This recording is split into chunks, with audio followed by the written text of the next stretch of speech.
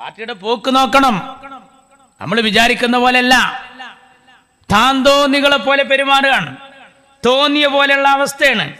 നാടിന്റെ നന്മകളെ മുച്ചൂട് നശിപ്പിക്കുക. അതുകൊണ്ട് പാർട്ടിയുടെ ജാഥക്കാളില്ല, മറ്റുള്ളതിനൊന്നും ആളില്ല. എന്നിട്ട് ഇപ്പൊ ചെയ്ത പണി എന്താ അറിയാണ്? പിണറായി വിജയന്റെ നാട്ടില് ബംഗാളി ചെക്കന്മാരെ മീറ്റിംഗ് വിളിച്ചു ചേർത്തിട്ട് ഐറ്റങ്ങൾക്ക് പഠിപ്പിച്ചു കൊടുക്കുകയാണ്. ഇൻകുലാബ് സിന്ദാബാദ്. അപ്പൊ ഐറ്റങ്ങൾ ഇൻകുലാബ് സിന്ദാബാദ്, LDF സിന്ദാബാദ്, NDF സിന്ദാബാദ് എന്നൊക്കെ പറഞ്ഞു. കാരണം അവരിവിടെ പണിക്ക് വന്നതാണ്. ഐറ്റങ്ങളെ ജാഥയെ കൊണ്ടാകാൻ നോക്കി. പഠിപ്പിച്ചു കൊടുക്കുന്ന വീഡിയോയും വന്നു, ജാഥയിൽ അവർ പങ്കെടുത്തതും വന്നു. ഇപ്പം എന്താ പറയുക, ഞാൻ ആലോചിച്ച് നോക്കുമ്പോൾ ആസാമികളുണ്ട് അത്രയിൽ, ഗുജറാത്തികളുണ്ട്, ബംഗാളികൾ വന്നിട്ടില്ല എന്നാ കേട്ടത്. ബംഗാളികൾ എങ്ങനെ വരിക?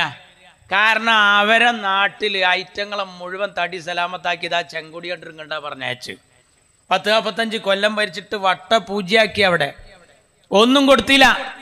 ആ ബംഗാളിനോട് മീറ്റിങ്ങിന് വരാൻ പറഞ്ഞു. ബംഗാളി മീറ്റിങ്ങിന് വന്നപ്പോണ്ട് LP സ്കൂളിൽ ചോന്ന കൊടി. അപ്പൊ ഈ ബംഗാളി പറയാ ദേക്കോ ഭായ് ലാൽ ഹേ, അണ്ടൊക്കെ ചോന്ന കൊടിയാണ്, അങ്ങണ്ടാണ് ഈ പോണത്. കാരണം എന്താ? ആരെങ്കിലും പള്ളിപ്പറമ്പെന്ന് പേടിച്ചോനോടെ ഖബറിനെ പറ്റിയൊരു ക്ലാസ് ഉണ്ട് എന്ന് പറഞ്ഞാൽ ആരോടെ വരിക? ആരാ വരിക?